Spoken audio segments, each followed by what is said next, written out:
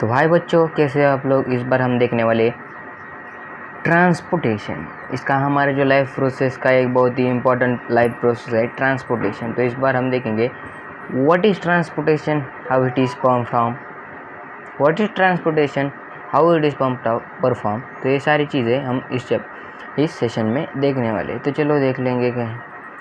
तो इसके लिए चलो हम पहले देखते क्या।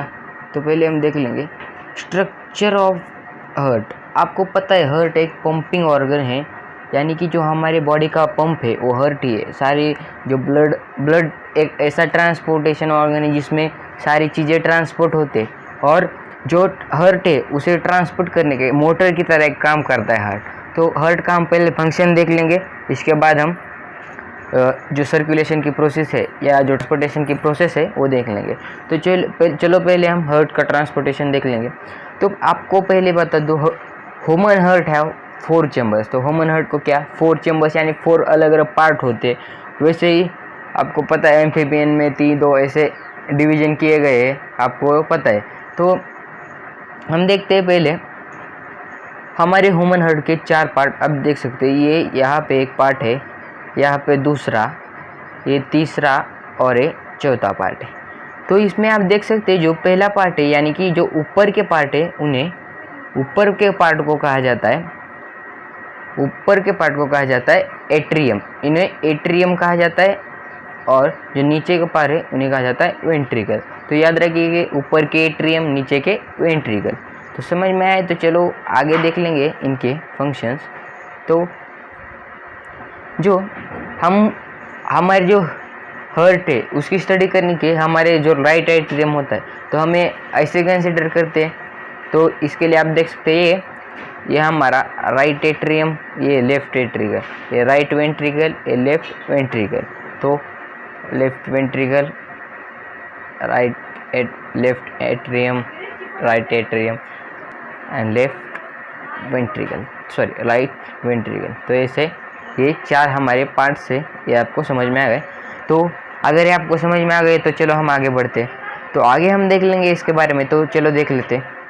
तो जो हमारा ब्लड होता है, जो डीऑक्सीजनेटेड ब्लड होता है, वो वेना केवा में आता है। यानी कि जो नीचे की बॉडी है लोअर बॉडी से वेना केवा में इंटर करता है यहाँ से, और जो ऊपर की बॉडी है वहाँ से वेना कॉफ, दोनों को भी वेना केवा कहा जाता है ऊपर से बॉडी के। और वो इंटर करेंगे, इसके बाद वो इंटर करेंगे यहाँ पे, ये गैप देख सकते हैं यहाँ पे इंटर करने के बाद ये जो नीचे का है ये इसे प्रेस करेगा, और ये जो है जो ब्लड है ये ऊपर चला जाएगा और यहाँ से वो लंग्स की तरफ जाएगा। तो लंग्स की तरफ जाने से ये फिर लंग्स की तरफ जाएंगे, आगे जो सर्कुलेशन प्रोसेस है वो हम देखेंगे। तो वैसे ही जो बॉडी से आने जो ये है वेना केवा, ये क्या वेना केवा है ना, जो ये डीऑक्सीजनेटेड ब्लड होता है, और जो ऑक्सीजनेटेड ब्लड है वो भी यहाँ से दूसरी साइड से आएगा लेफ्ट एट्रियम में, फिर वो जाएगा लेफ्ट वेंट्रिकल में, यहाँ से प्रेस होगी तो ये जाएगा फिर इसमें, तो ये फिर बॉडी में जाएगा ऑक्सीजनेटेड ब्लड। ये डीऑक्सीजनेटेड, तो मैं इसे आपको दिखा देता हूँ। तो आप देख सकते हैं ये डीऑक्सीजनेटेड, ये ऑक्सीजनेटेड, ये याद रखना। तो आगे देख लेंगे। तो आगे क्या है, ये जो स्ट्रक्चर है, मेरे ख्याल से आपको स्ट्रक्चर और इसका फंक्शन पता चल गया। तो हार्ट बीट का आपको बीट भी बता देता हूँ। हार्ट बीट लब-डब होती है। हार्ट बीट कैसे होती है? लब-डब, धक धक नहीं होती।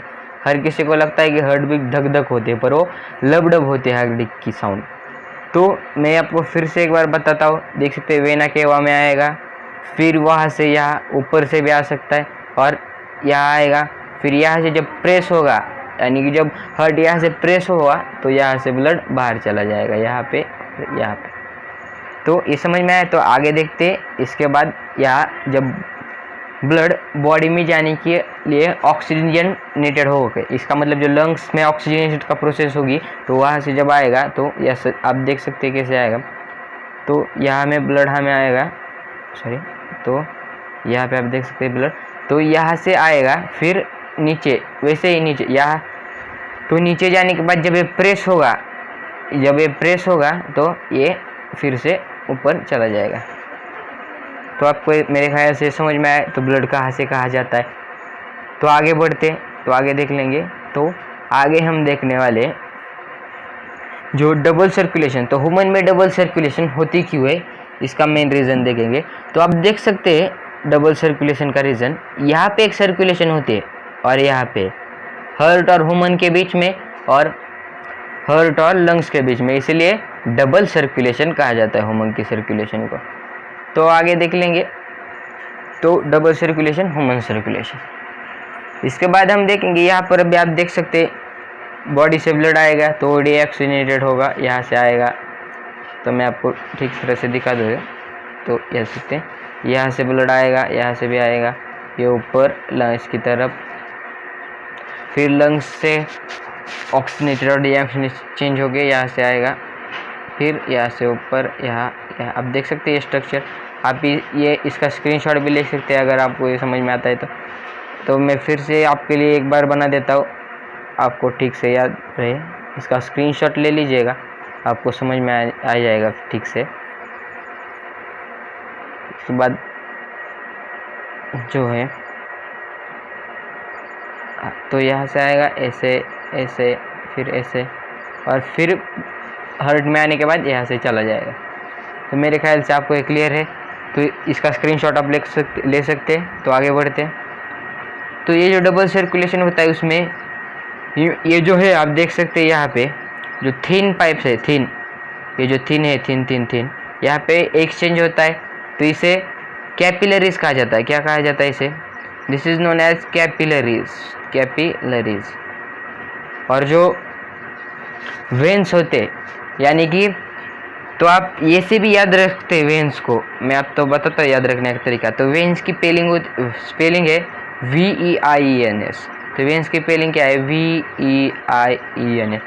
तो दोनों भी स्ट्रक्चर में आपको क्या याद रखना है? यहाँ पे याद रखना है ऐसे एक हर्ट है तो आपको V ऐसे रखते हो, हर्ट से बाहर जाना, सॉरी हर्ट में लाना। तो वेन्स क्या करते हैं? हर्ट में ब्लड लाते, तो ये वेन्स है। और आर्टरीज क्या करते हैं? हर्ट से ब्लड ले जाते। तो आपको समझ में वेन्स ब्लड लाते और आर्टरीज ब्लड ले जाते, और कैपिलरीज उन दोनों के बीच का जो थिन होते वो ऐसे इतने थिन भी हो सकते हैं जैसे कि एक सेल है, ऐसा एक सेल को बन के ऐसे एक थिन लाइन बनेगी और आगे जाके ऐसे एक वेन या आर्टरीज होंगे तैयार। तो मेरे ख्याल से आपको ये समझ में आ गया। तो आपको जो लाइव प्रोसेस में ट्रांसपोर्टेशन है उसमें इतना ही है।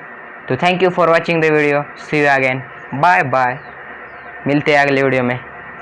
और अगर वीडियो अच्छा लगे तो लाइक तो बनता है। तो बाय बाय।